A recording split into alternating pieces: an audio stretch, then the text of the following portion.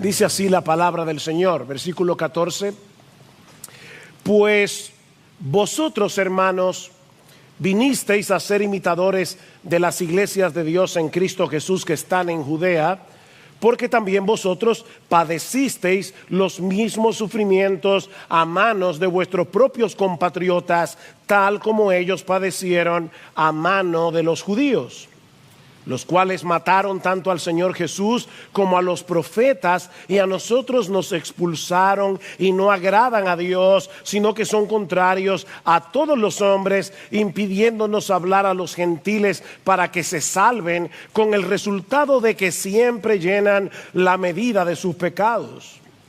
Pero la ira ha venido sobre ellos hasta el extremo. Cada vez que nosotros escribimos una fecha, tenemos que reconocer el impacto de Jesús en la historia. Porque en una buena parte del planeta Tierra, el tiempo se divide en antes de Cristo y después de Cristo. Así que cada vez que tú escribes una fecha, estás obligado a recordar la importancia de Jesús. Pero no solo la historia se divide en dos, sino también toda la humanidad.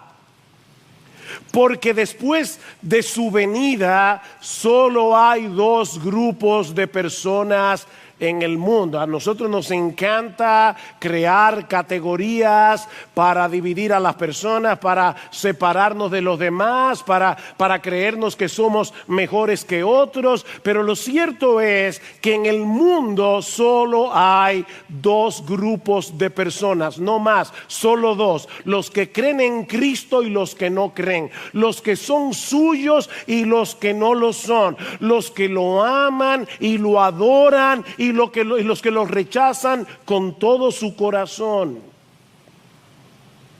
El que no es conmigo, contra mí es, dice Jesús.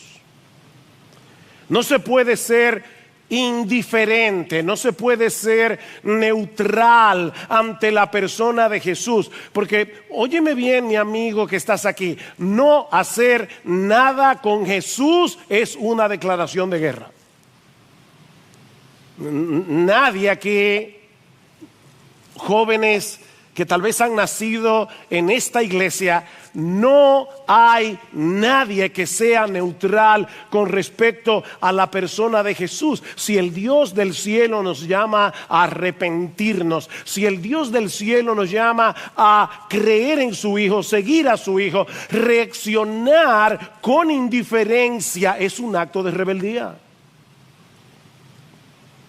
De manera que Cristo, contrario a lo que piensan muchas personas, es el gran divisor de la raza humana. Cristo divide la raza humana. Él mismo dice en Mateo capítulo 10, versículo 34, que Él no vino al mundo a traer paz, sino espada. Qué declaración más extraña, ¿verdad?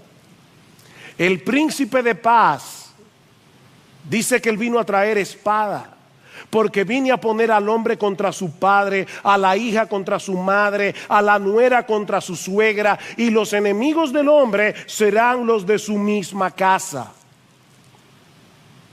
Ahora, esta es una moneda de dos caras, porque así como Cristo nos separa del mundo, al mismo tiempo nos hace uno con su pueblo. Vean una vez más la comparación que hace Pablo en el versículo 14. Dice: pero vosotros, hermanos, vinisteis a ser imitadores de las iglesias de Dios en Cristo Jesús que están en Judea. La iglesia en Tesalónica estaba compuesta mayormente por gentiles, es decir, por personas que no eran judías. Las iglesias en Judea estaban compuestas prácticamente en su totalidad por personas judías, y sin embargo Pablo los describe exactamente de la misma manera. Noten el versículo 1, Pablo, del capítulo 1, Pablo, Silvano y Timoteo, a la iglesia de los tesalonicenses, en Dios Padre y en el Señor Jesucristo. ¿Se dieron cuenta la similitud? Las iglesias de Dios que están en Judea, están en Cristo Jesús. Bueno, la iglesia en Tesalonicense está en Dios y Padre y en el Señor Jesucristo. En otras palabras, mis amados hermanos, la iglesia en Tesalónica, compuesta mayormente por gentiles, y las iglesias de Judea, compuesta mayormente por judíos, compartían la misma identidad. El trasfondo racial, el trasfondo cultural, el trasfondo socioeconómico no es lo que ahora nos define. Lo que nos define es el hecho de estar en Cristo. En Cristo. Y eso nos lleva, mis hermanos, a la primera enseñanza que podemos extraer de este pasaje y que no es del todo evidente en una primera lectura. Y es el hecho de que debido a nuestra unión con Cristo somos un solo pueblo que compartimos una misma identidad. Vean de nuevo otra vez el versículo 14.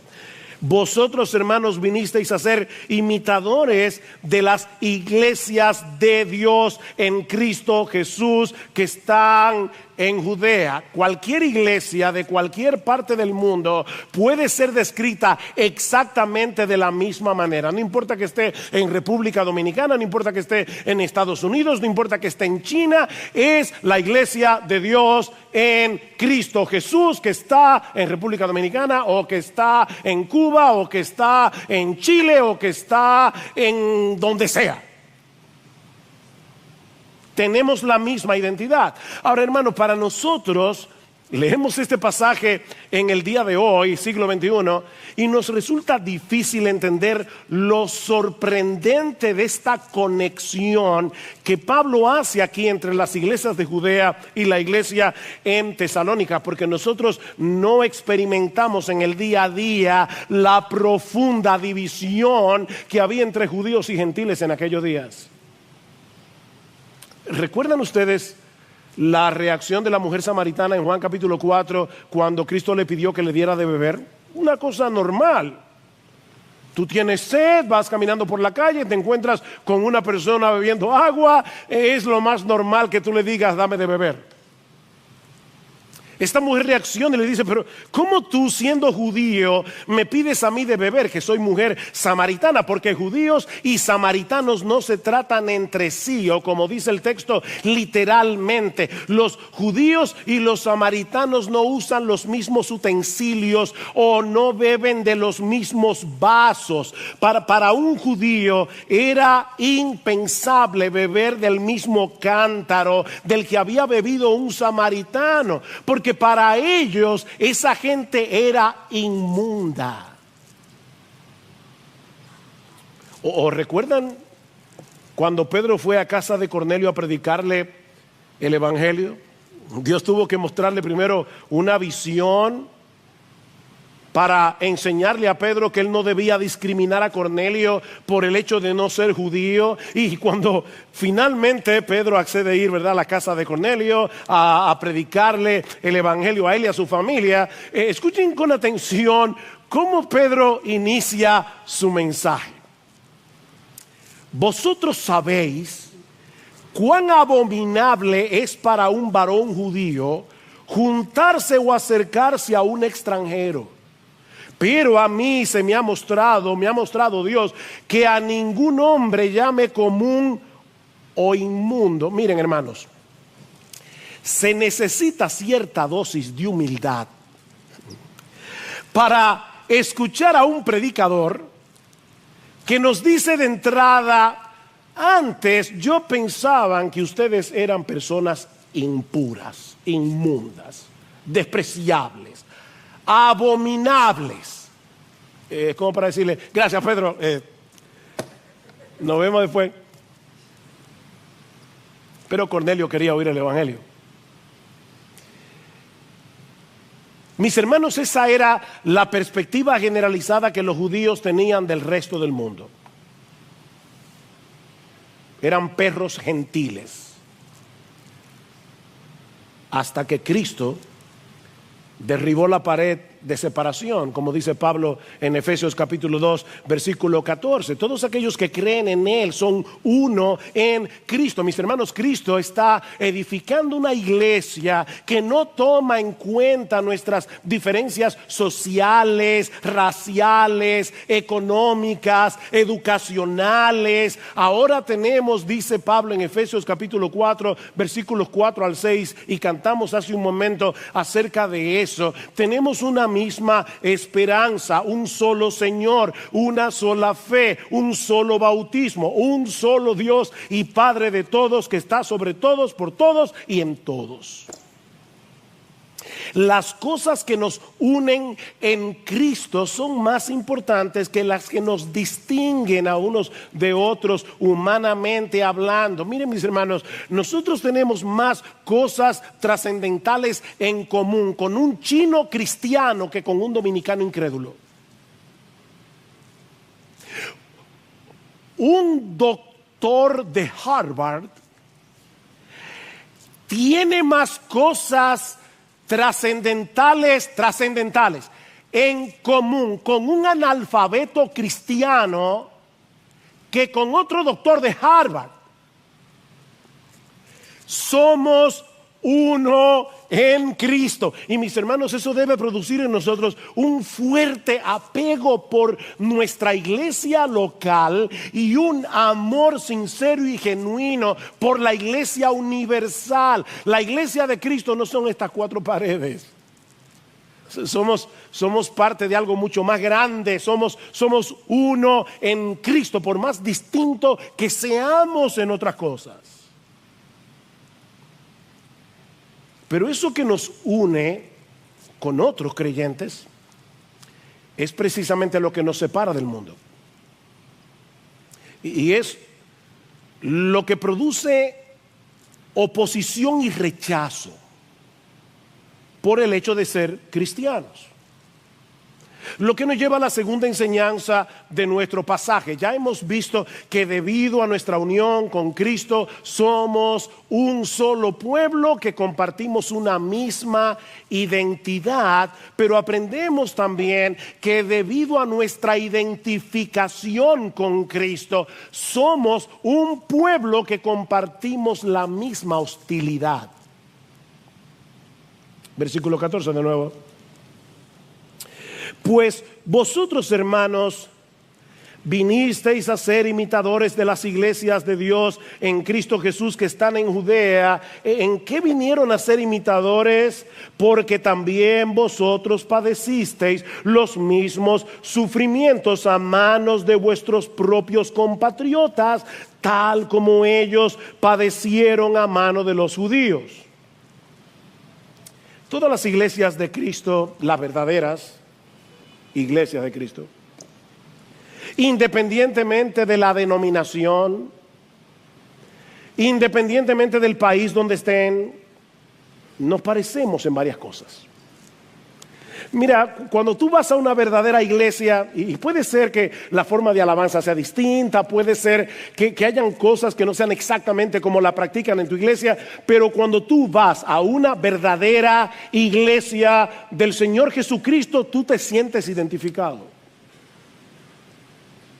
Hay cosas importantes en común, y una de ellas es que todas experimentan rechazo y oposición.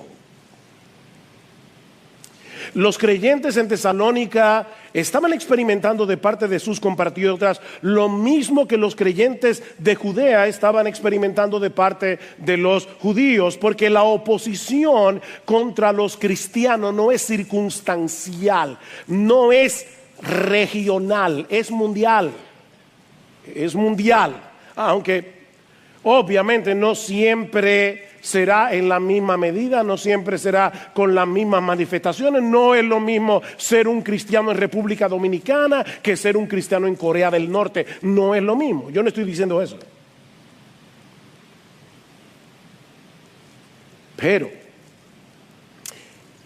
el Señor nos advirtió en varios lugares, en Juan 15 por ejemplo: si el mundo os aborrece, Sabed que a mí me ha aborrecido antes que a vosotros. Si fuerais del mundo, el mundo amaría a los suyos, pero porque no sois del mundo, antes yo os elegí del mundo, por eso el mundo os aborrece. Habitamos en el mismo mundo, pero ahora pertenecemos a otro reino.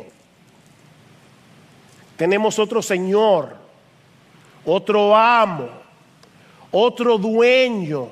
Nos regimos por motivaciones y valores distintos y eso crea problemas.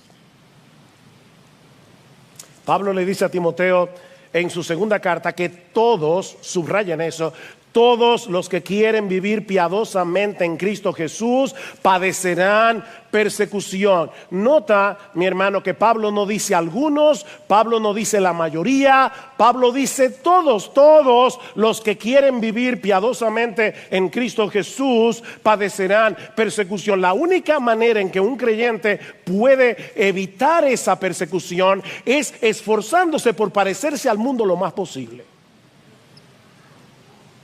Pero todos los que quieren vivir piadosamente en Cristo Jesús padecerán persecución. Eso es inevitable. Capítulo 3, versículo 3. Pablo dice: yo les escribí esto a fin de que nadie se inquiete por causa de estas aflicciones, porque vosotros mismos sabéis que para esto hemos sido destinados. Ustedes saben eso, yo se lo dije cuando estaba allá, que vamos a ser perseguidos. Pero en vez de llenarse de amargura, en vez de llenarse de resentimiento en medio de la persecución, mis hermanos, estos nuevos creyentes en Tesalónica estuvieron dispuestos a sufrir por causa de su fe. Y eso es lo que mueve a Pablo a darle gracias a Dios, porque esa perseverancia es un fruto de la obra de la palabra de Dios en nosotros por medio de su Espíritu. Y ahora vamos a tener que conectar el versículo 13 con el 14. Lo estudiamos hace 3 domingos atrás. ¿Qué dice el versículo 13? Por esto también nosotros sin cesar damos gracias a Dios, de que cuando recibisteis la palabra de Dios que oíste de nosotros, la aceptasteis no como la palabra de hombres, sino como lo que realmente es la palabra de Dios, la cual también hace su obra en vosotros los que creéis. Como Pablo sabía que la palabra de Dios estaba obrando en los tesalonicenses, precisamente por el hecho de que ellos estaban perseverando en medio de la persecución. Versículo 14: pues vosotros, hermanos, yo sé que la palabra de Dios está obrando en ustedes y por eso le doy gracias a Dios, y la razón es porque vosotros, hermanos, vinisteis a ser imitadores de estas iglesias en Judea que estaban siendo y están siendo perseguidas. Lo que Pablo está diciendo aquí es algo como esto: mis hermanos, yo sé que la palabra de Dios está obrando en ustedes. Yo lo sé, porque están dispuestos a sufrir por Cristo, porque están dispuestos a permanecer aferrados a su Señor en medio de la aflicción, manifestando el gozo del Espíritu Santo. No olviden el capítulo 1, versículo 6, porque nosotros estudiamos una carta en la iglesia y nos pasan meses entre un texto y otro, pero esta fue una carta que ellos leyeron como una carta. ¿Y cómo se lee una carta? Ustedes leen una carta, una hoja hoy, otra hoja mañana y otra hoja pasado mañana, o ustedes leen la carta entera. Bueno, ellos leyeron la carta, y ¿saben lo que dice esta carta un poco antes en el capítulo 1, versículo 6? Y vosotros vinisteis a ser imitadores de nosotros y del Señor, habiendo recibido la palabra en medio de mucha tribulación, con el gozo del Espíritu Santo. Y si estuvieron atentos a la lectura de Salvador al principio, En la segunda carta, en el capítulo 1, en el versículo 3, Pablo dice: siempre tenemos que dar gracias a Dios por vosotros, hermanos, como es justo, porque vuestra fe aumenta grandemente y el amor de cada uno de vosotros hacia los demás abunda más y más, de manera que nosotros mismos hablamos con orgullo de vosotros entre las iglesias de Dios, por vuestra perseverancia y fe en medio de todas las persecuciones y aflicciones que soportáis. ¿No es verdad, mis hermanos, que muchas veces cuando estamos en medio de una aflicción nos aislamos de la gente? Tendemos a ser individualistas. Estos creyentes experimentaron todo lo contrario. Ellos estaban siendo perseguidos, estaban en medio de mucha aflicción. ¿Y qué estaba pasando entre ellos? Dice: el amor de cada uno de vosotros hacia los demás abunda más y más. Y Pablo dice: yo le doy gracias a Dios. Como dice Ligon Duncan, Pablo mira a estos creyentes de Tesalónica manteniendo su fe en medio de una intensa persecución, y eso despierta su gratitud hacia Dios. Te doy gracias, Señor, porque el evangelio es tan real en sus vidas que están dispuestos a sangrar por él. Y eso es solo una obra del Espíritu Santo. Eso no es natural. Miren, mis hermanos, y yo me sentí muy amonestado, honestamente, esta semana, viendo otra vez esta actitud de Pablo de dar gracias por otros.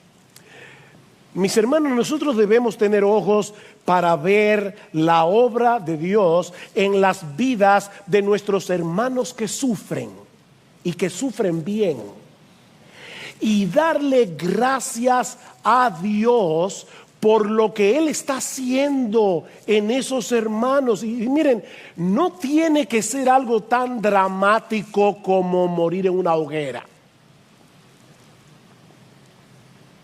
Hay creyentes aquí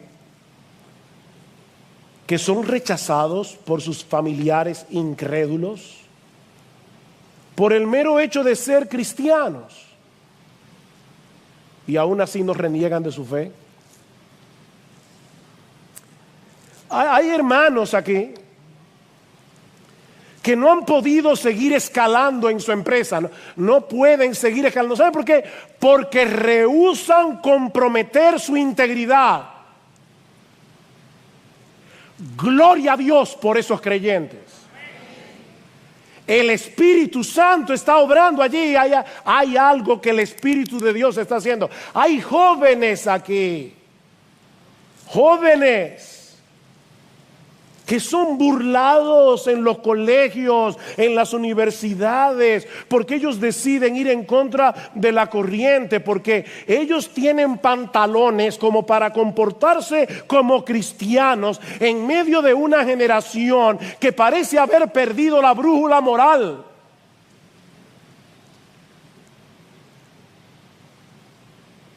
Gloria al Señor por esos jóvenes.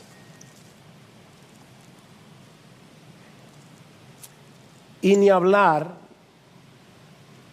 de los cristianos y misioneros que están en otras partes del mundo enfrentando un montón de dificultades y poniendo en riesgo sus vidas por causa del Señor. Esta misma semana, en el culto de oración, estuvimos orando por una pareja en Laos que recién se convirtieron al Señor. Y el padre de ella era un hombre sumamente influyente en la comunidad. Y cuando este hombre se enteró de que su hija y el esposo, su yerno, se habían convertido, comenzó a presionar para que ellos volvieran a sus ídolos. Y como ellos rehusaron volver a su antigua idolatría, este padre incrédulo influyó en la comunidad para que le quitaran todos sus bienes.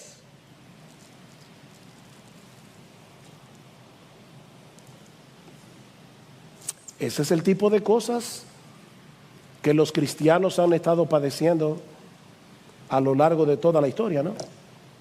El autor de la carta a los hebreos menciona a un grupo de creyentes que precisamente habían sufrido el despojo de sus bienes, al igual que estos hermanos en Laos, solo que el autor de la carta a los hebreos le añade dos palabritas muy importantes. El despojo de vuestros bienes sufristeis con gozo.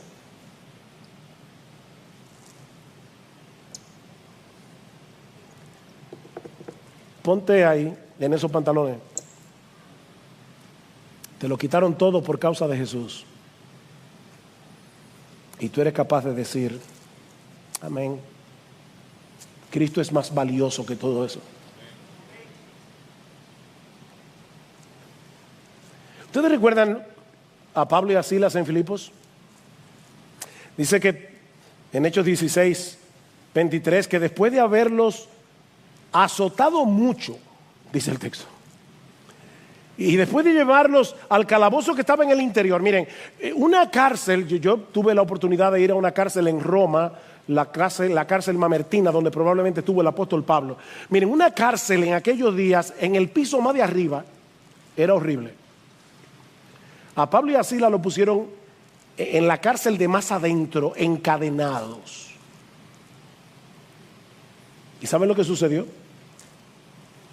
Que a medianoche los presos oían a Pablo y a Silas orando y cantando himnos a Dios. Golpeados, magullados, encadenados, cantando himnos a Dios. ¿Cómo explicamos algo así? Por la obra del Espíritu Santo.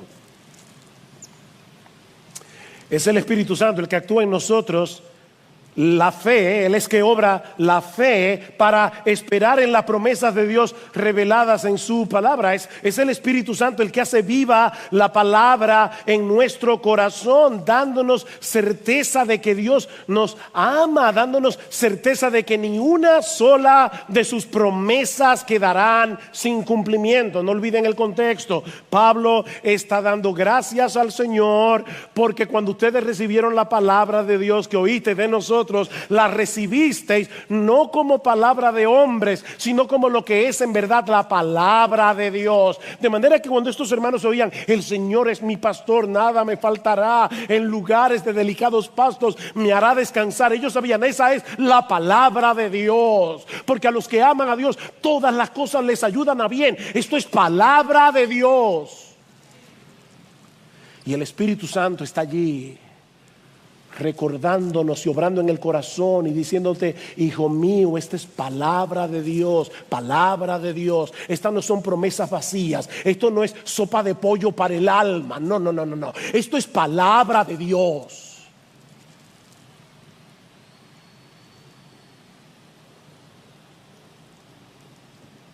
Y el Espíritu Santo provoca fe, produce fe.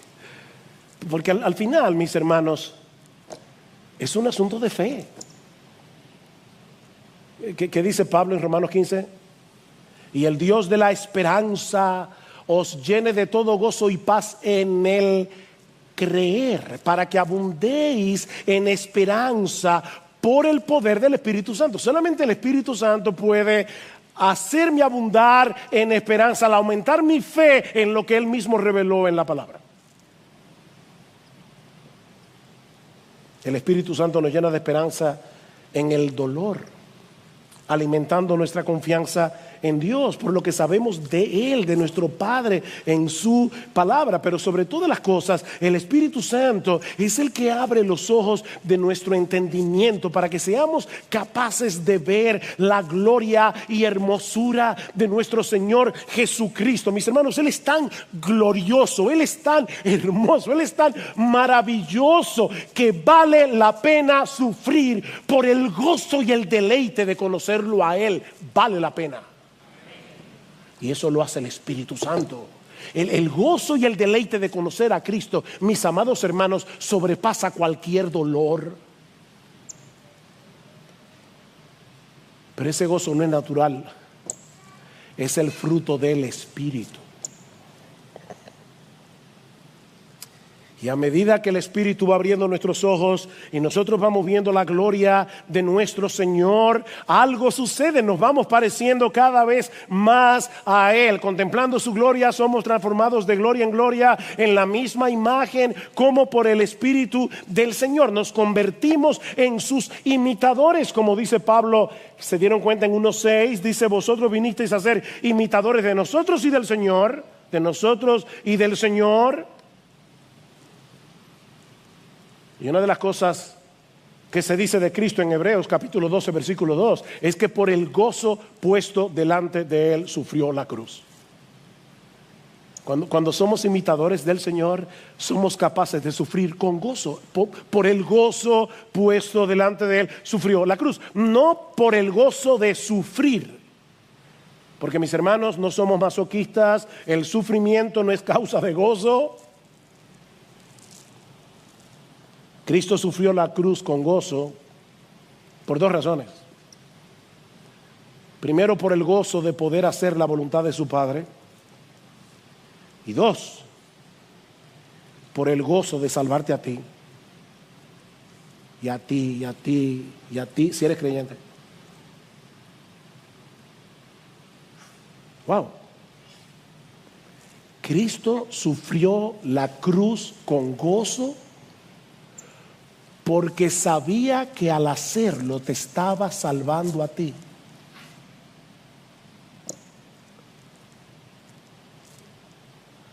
Así que al reaccionar de este modo, en medio de su aflicción, estos creyentes en Tesalónica estaban imitando a los misioneros que les llevaron el Evangelio, estaban imitando a los hermanos de Judea, y todos a su vez estaban imitando a Jesús, al que tú y yo también tenemos que imitar, en ese sentido.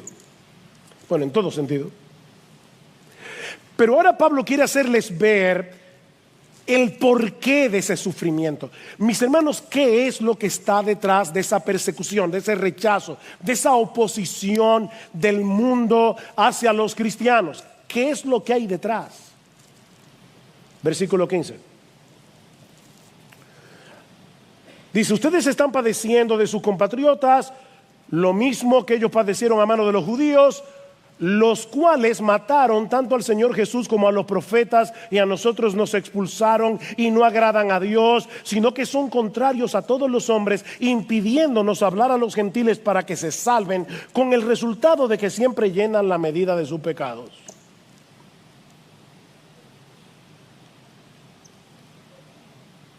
¿Saben qué, mis hermanos? A final de cuentas, el problema del mundo incrédulo con los cristianos va más allá de un asunto personal.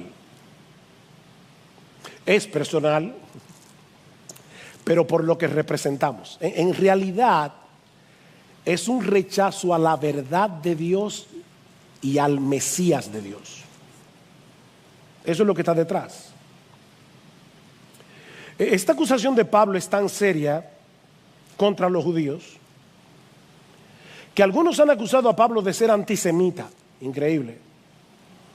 Es decir, alguien que odia a los judíos. Ahora, hermanos, esta es una acusación absurda. Primero, porque Pablo era judío. Segundo, porque él mismo fue un perseguidor que trató de detener el avance del evangelio.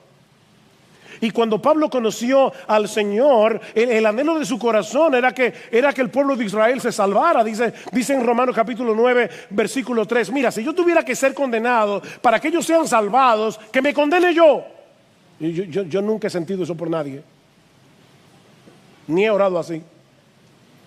El deseo de mi corazón y mi oración a Dios por Israel, Romanos 10, 1, es para salvación. Pablo no era un antisemita.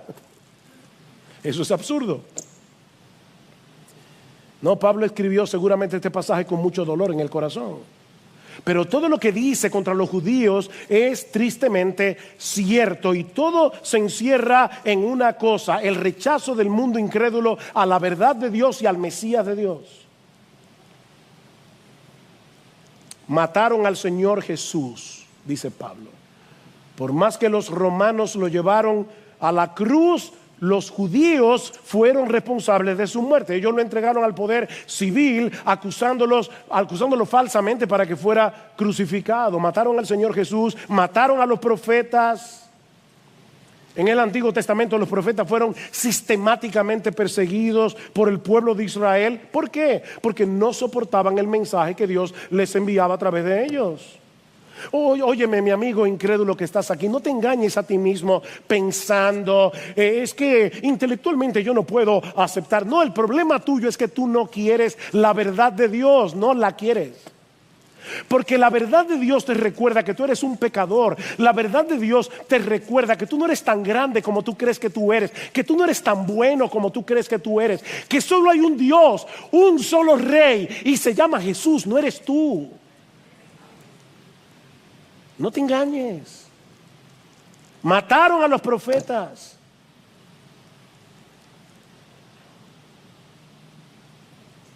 Expulsaron a los misioneros cuando les llevaron el evangelio. Dicen en Hechos 17:5 que los judíos, llenos de envidia, oigan esto, llenos de envidia, llevaron a algunos hombres malvados de la plaza pública, organizaron una turba y alborotaron la ciudad. Y es por eso que Pablo los acusa nada más y nada menos que oponerse a todos los hombres. ¿Lo vieron en el versículo 15? No agradan a Dios, sino que son contrarios a todos los hombres. ¿Saben lo que Pablo está diciendo aquí? Que son enemigos de la humanidad. Wow. ¿Saben por qué son enemigos de la humanidad? Porque están impidiendo la predicación del evangelio, que es lo único que puede salvar al pecador. Por eso dice en el versículo 16, impidiéndonos hablar a los gentiles para que se salven. Impidiéndonos hablar a los gentiles.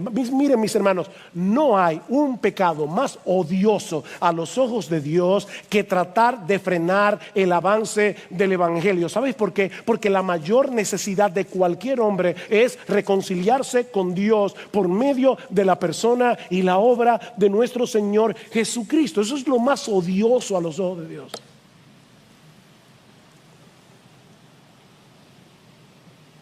Cristo en Mateo 23 dice, ay de vosotros. Y cuando Cristo dice ay de vosotros, escribas y fariseos, hipócritas, porque cerráis el reino de los cielos delante de los hombres, pues ni vosotros entráis, ni dejáis entrar a los que están entrando.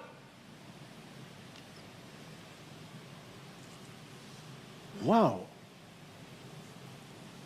Y un poco más adelante, Cristo dice, ustedes llenan la medida de la culpa de vuestros padres. ¿No es muy similar a lo que dice Pablo aquí? Dice, impidiéndonos hablar a los gentiles para que se salven, con el resultado de que siempre llenan la medida de sus pecados.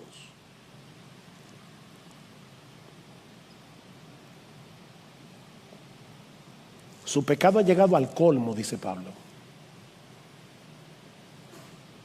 A tal punto que la ira de Dios, dice él, versículo 16, ha venido sobre ellos hasta el extremo. Y Pablo puede estarse refiriendo a lo que el mismo Jesús dijo en la parábola de los labradores malvados en Mateo 21, que el reino de los cielos iba a ser quitado de la nación de Israel como nación y le iba a ser dado a los gentiles, que iban a producir los frutos que ellos no pudieron producir. Ahora la iglesia es el nuevo Israel, compuesta por judíos y gentiles creyentes que proclamamos el mensaje que la nación de Israel recibió a través de sus profetas sobre la obra, la persona de nuestro Señor Jesucristo. Y eso es precisamente lo que el mundo quiere frenar a toda costa. Que la verdad de Dios sea proclamada, que Cristo sea reconocido como Rey de Reyes y Señor de Señores, para que la gente venga a Él en arrepentimiento y fe y sean salvos. Pero ¿saben qué, hermanos? Nadie puede frenar la obra de Dios. Nadie. Corrie ten Boom, aquella mujer cuya familia escondió judíos para librarlos de los nazis durante la Segunda Guerra Mundial, fue llevada junto a su hermana Betsy a un campo de prisioneros horriblemente inhumano, a Ravensbrück. El cuartel en el que las encerraron estaba sobrepoblado, mucha gente, pero lo peor es que estaba infestado de pulgas. La mañana en que llegaron, leyeron juntas Primera Tesalonicenses, capítulo 5, 16 al 18. Estad siempre gozosos, orad sin cesar y dad gracias en todo. Así que Betsy le dice a Corrie: ven, vamos ahora a dar gracias por cada aspecto de este nuevo alojamiento. Corrie ten Boom admite que al principio ella no quería. ¿Cómo le voy a dar gracias a Dios por las pulgas? Pero su hermana seguía insistiendo. Aquí dice: dad gracias en todo. Finalmente, Corrie accedió. A medida que pasaban los meses, ellas se sorprendían porque comenzaron a realizar un estudio bíblico en las barracas. La gente comenzó a venir, empezaron a orar, y lo que las sorprendía era que los guardias no interferían, las dejaban tranquilas. ¡Qué raro! Más tarde descubrieron que la razón por la que los guardias no interferían era por las pulgas. No querían ser infestados. Porque Dios tiene muchas formas creativas de glorificar su nombre y de expandir el evangelio.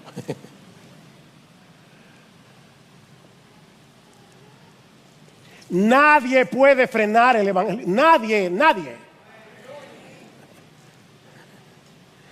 Y miren, aunque este es un pasaje muy duro, si lo vemos desde otra perspectiva también es muy esperanzador.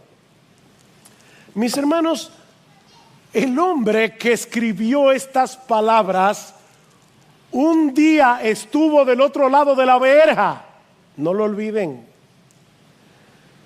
De Saulo de Tarso se dice en Hechos capítulo 9, versículo 1, que respiraba amenazas y muerte. ¿Ustedes pueden imaginar eso? Una persona que respira amenazas y muerte contra los discípulos del Señor. Y en el capítulo anterior dice que hacía estragos en la iglesia. Y más adelante, dando su propio testimonio, Pablo dice que él llegó a creer que era su deber delante de Dios hacer muchos males en contra del nombre de Jesús de Nazaret. No solo encerré en cárceles a muchos de los santos, sino también cuando eran condenados a muerte, yo daba mi voto contra ellos, y castigándolos con frecuencia en todas las sinagogas, procuraba obligarlos a blasfemar.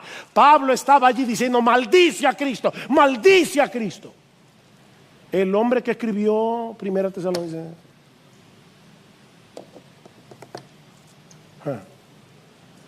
¿Qué Dios tenemos nosotros?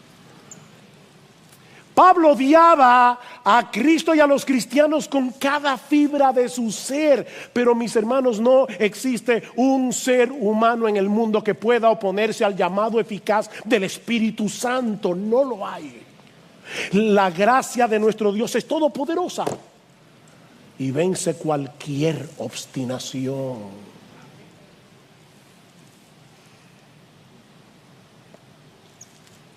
Mi hermano, no pierdas las esperanzas con tus hijos, no pierdas la esperanza con tu cónyuge incrédulo, no pierdas la esperanza con esos amigos que amas, por más endurecidos que estén hoy en sus corazones, porque Dios puede soplar sobre ese valle de huesos secos y traerlos de la muerte a la vida por el poder del Espíritu Santo.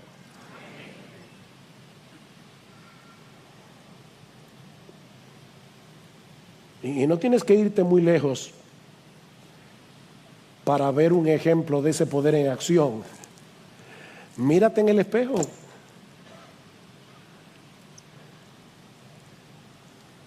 Porque si Él te salvó a ti y me salvó a mí, también puede salvar a esos que se burlan, a esos que te rechazan por el hecho de que tú eres cristiano. Mírate en el espejo.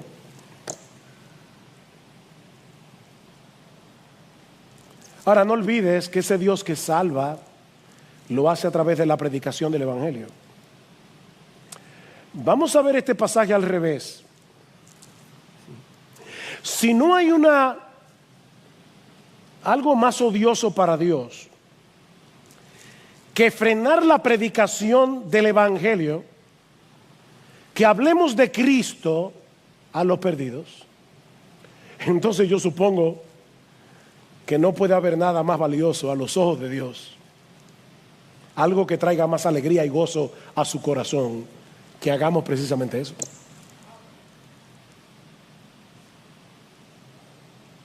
La mayor necesidad del incrédulo es reconciliarse con Dios, aunque en este momento él no lo sepa. Aunque ahora se encuentre a gusto con sus cadenas, él necesita liberación, él necesita ser rescatado del dominio, de las consecuencias del pecado que lo está llevando engañado a una condenación eterna.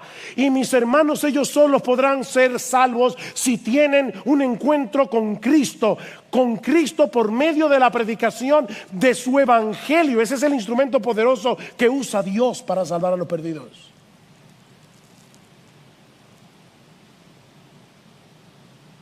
Oh, mi hermano, no dejes de hablar de ese Cristo que tuvo misericordia de ti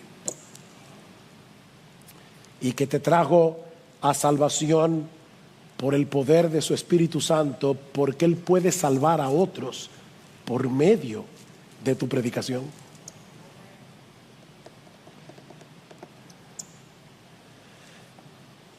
No puedo evitar recordar en la universidad, yo tenía dos personas en la universidad, dos amigas de carrera, porque déjame decirte algo, no te aísles del mundo. Nosotros somos sal de la tierra, luz del mundo. Hay una diferencia enorme entre ser complaciente con el mundo, entre ser un mundano y estar en el mundo, dando testimonio de la gracia de Dios en Cristo. Que Cristo era amigo de pecadores y separado de los pecadores. La Biblia dice las dos cosas. Y yo recuerdo que yo tenía dos amigas de carrera. Una de ellas lloraba cada vez que yo le predicaba el Evangelio, pero cada vez. Y yo le decía a mis amigos, les decía a Gloria sobre todo, yo creo que fulana va a ser, yo como nuevo creyente en mi romanticismo, ella va a ser la primera persona que se va a convertir a través de mi predicación. Y esta muchacha tenía una amiga que parecía un blog de 8. Ustedes saben lo que era un blog de 8. Y yo siempre pensaba, fulana se va a convertir, pero esta otra es tan dura. Final de la historia. Esta fulana todavía es incrédula y el blog de 8 ya partió para estar con el Señor. Es nuestra querida hermana Ica, que de repente un día me dijo, mira, llévame a un estudio bíblico.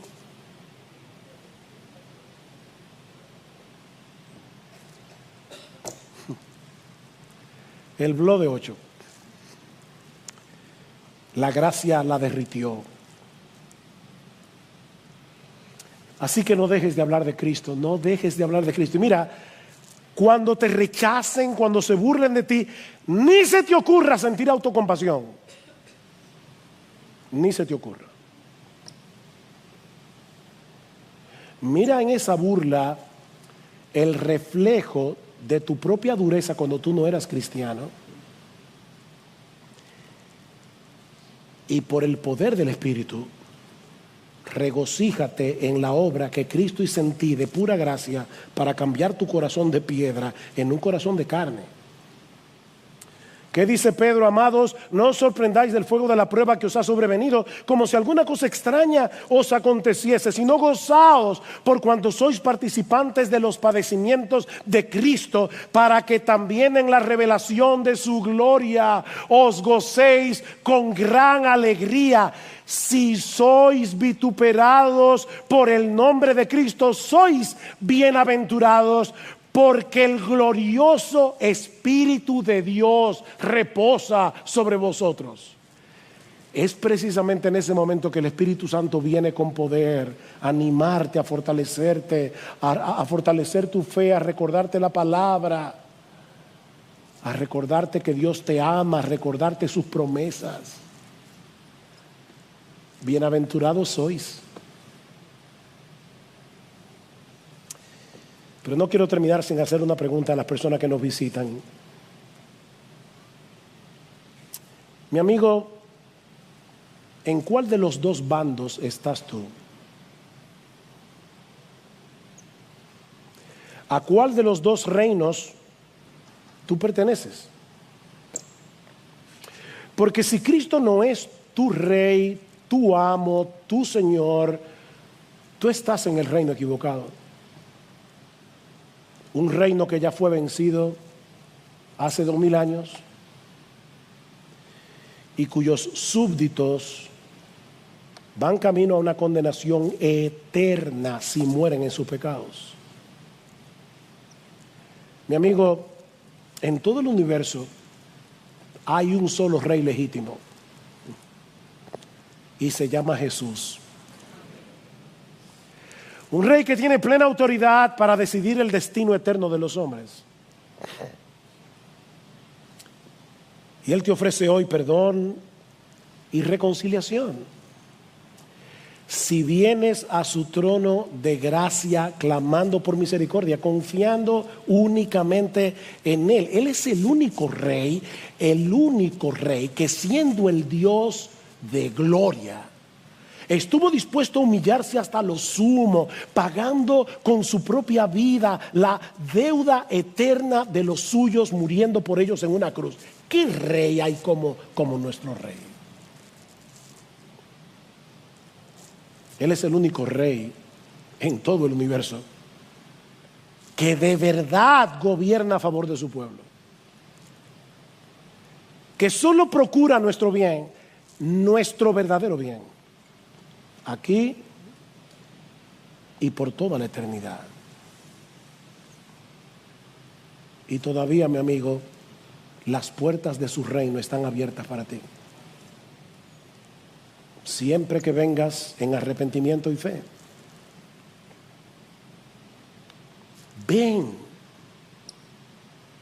Ven,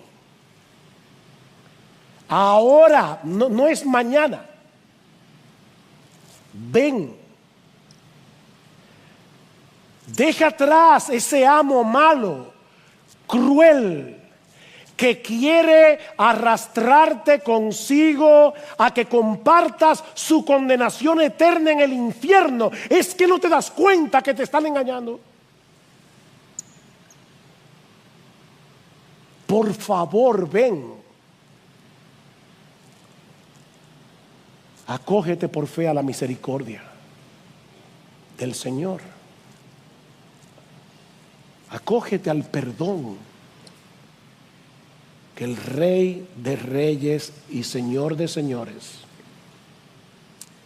te está ofreciendo hoy de pura gracia, gratuitamente, solo por la fe.